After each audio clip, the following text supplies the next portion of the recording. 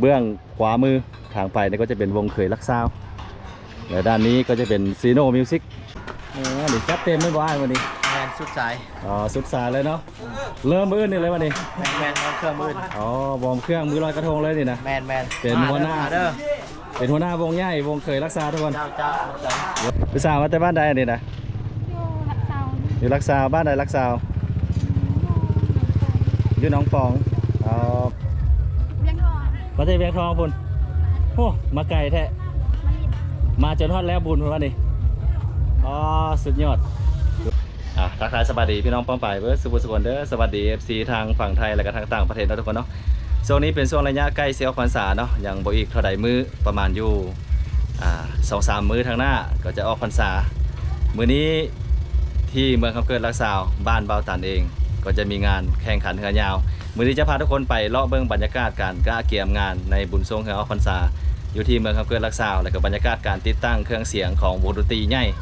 ทั้ง2วงก็คือวงดนตรีเคยรักษาแล้วก็วงซีโนมิวสิกถือว่าปีนี้จัดเต็มไปเบิ่งบรรยากาศนำกันเลยทุกคน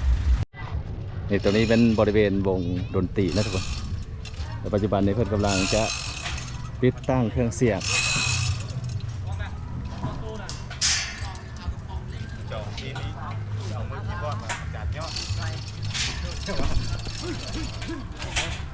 เป็นวงดนตรีเคยรักษาบรรยากาศการติดตั้งเครื่องเสียง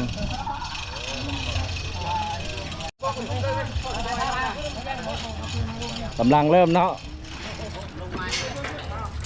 ก็เป็น2วงดนตรีทุกคนปีนหลังใส่กันเลยนะตัวนี้ก็จะเป็นเครื่องปั้นเสียงของวงซีโน่เพราะวงดนตรีปีนี้เพิ่นจะให้จัดอยู่2วงก็คือเป็นวงเคยรักษาและก็ซีโน่มิวสิกโซนไปทางนี้ก็เป็นวงดนตรีเคยรักษาแล้วก็ปีนหลังไปใส่วงท่านี้นี่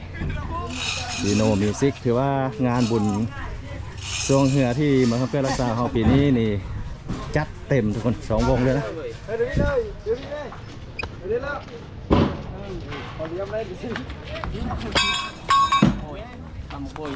พอดีอัน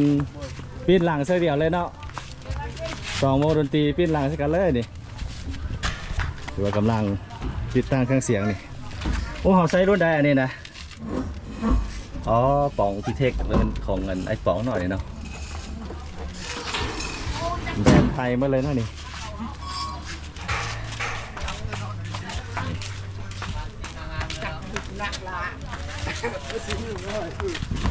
บรรยากาศ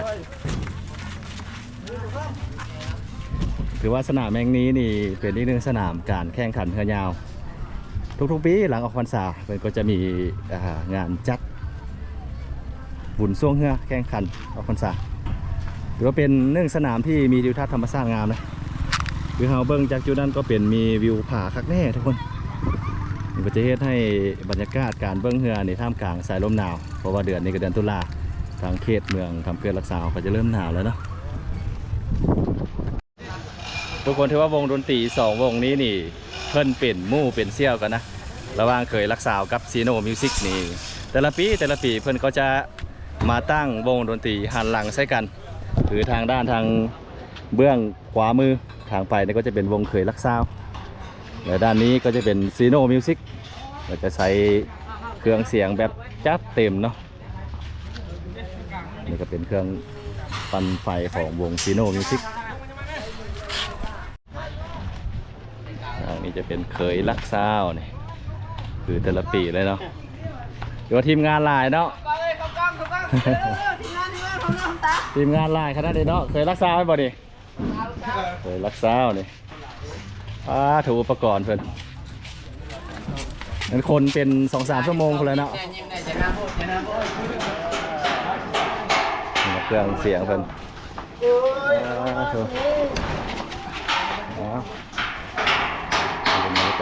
ไอเซี่ยววะสวัสดีนี่เป็นหัวหน้าวงดนตรีเคยรักษาวันนี้เนาะไอเซี่ยวเพิ่นนี่จัดเต็มไม่บ้านวันนี้แมนสุดสายสุดสายเลยเนาะเริ่มมื้อนี่เลยวันนี้แมนเครื่องมือวอร์มเครื่องมือลอยกระทงเลยนี่นะแมนเป็นหัวหน้าเป็นหัวหน้าวงใหญ่วงเคยรักษาทุกคนเดี๋ยวจัดสุดสายบุญบ้านเฮา ตอนนี้ก็กำลังเลยตัวทีมงานนี่ก็หลายนะแต่ละวงนี่ก็ได้เพราะว่าใช้เครื่องเสียงหลายนะ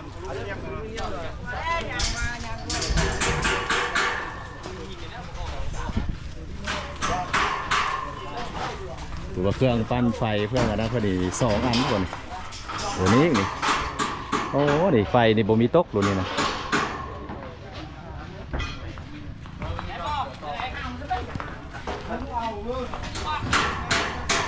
เป็นเครื่องปั้นไฟใหญ่ขนาดเลยมา2 อันเลย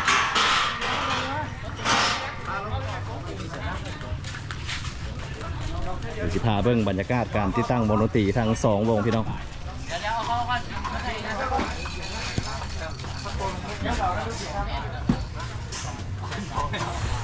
ตัวนี้ถือว่าเป็นแบรนด์ของป่องพิเทคนะทุกคนถือว่าเป็นแบรนด์ดังแบรนด์ดีของทางประเทศไทยนะนี่ที่เจ้าของวงดนตรีเคยรักษาเพิ่นแต่ไปเปิดบูธอยู่ที่นครหลวงเวียงจันทร์ก็คือทางแบรนด์ไทยประกมาเต็มนี่ถือว่าแบรนด์นี้นี่ทางวงดนตรีทางฝั่งลาวนี่ถือว่านิยมใส่นะเป็นขั้นตอนแต่ละชิ้นละส่วนเพื่อสิประกอบได้เป็นวงดนตรีให้เฮาได้ม่วนได้ซื่นนี่โอ้พี่น้องเอ้ย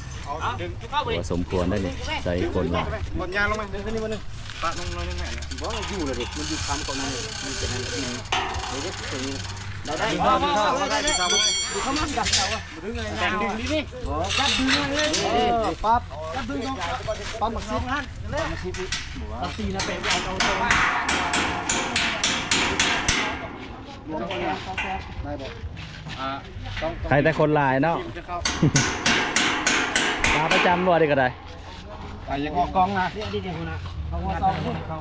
เอาเบิ้งที่ว่าเสาคุณนี่ละโอ้อันนี้มันเป็นนี่ทีมงานขึ้นเสาเนี่ยนี่คนร้องขี่ได้ถ่ายเหนือจะมาคู่ฟ้ามาจะลำบากยังมองบ่เอา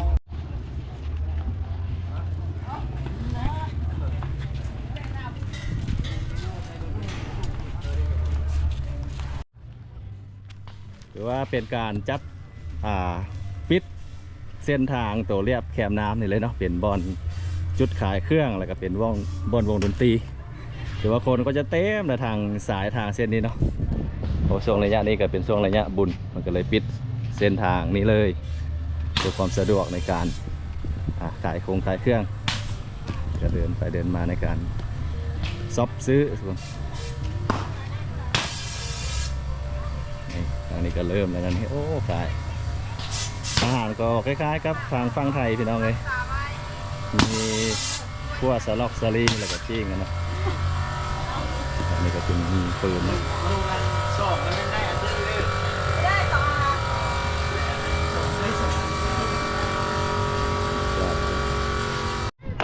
ตัวนี้บริเวณด้านลุ่ม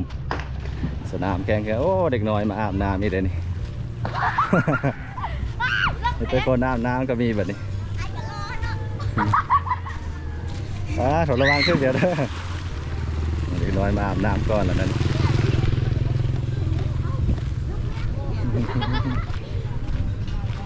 ผู้สาวมาเบิ่งกันสีพายป่ะดิ ผู้สาวมาแต่บ้านใดนี่นะอยู่ลักษาวบ้านใดลักษาวอยู่หนองปองมื้ออื่นมาปองมื้ออื่นนะมาเนาะมือแข่งเรือได้จัดเต็มมันบ่ดิมือแข่งเรือได้มาจัดเต็มเลยมันบ่ดิผู้สาวน้อยผู้สาวลักษาวนี่เนาะเดี๋ยวมาเบิ่งก็จะซ้อมเรือนะทุกคนนี่ทีมเรือแต่ละลำก็จะเกี่ยมซ้อมทุกคนเพราะว่า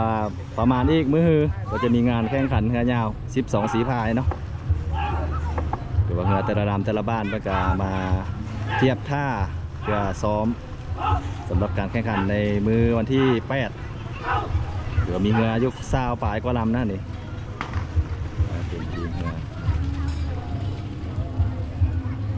จะเป็นบรรยากาศงานบุญแข่งขันเรือยาวอยู่ที่เมืองคำเพื่อนรักษาแขวงบริคำไซทุกคนนี่บรรยากาศภายในงานนะแม่ค้าสาวขายก็เริ่มมาขายแล้ววันนี้ แล้วปีนี้ก็บ่ถึงกับหนาวเนาะเพราะทุกคนแต่ละปีบุญ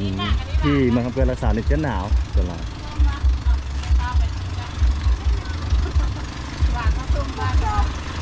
ต้มหรือบ้าน ก็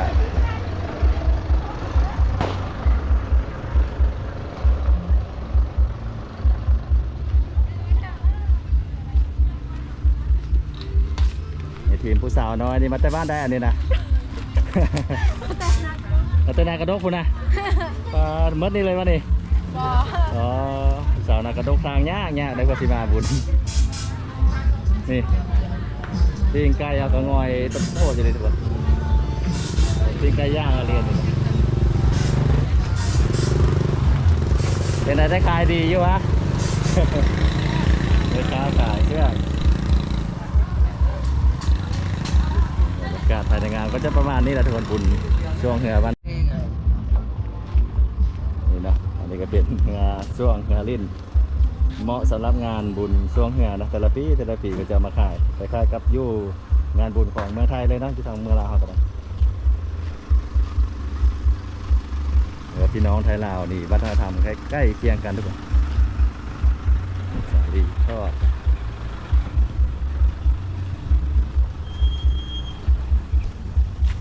ลูกใส่ถุงเอา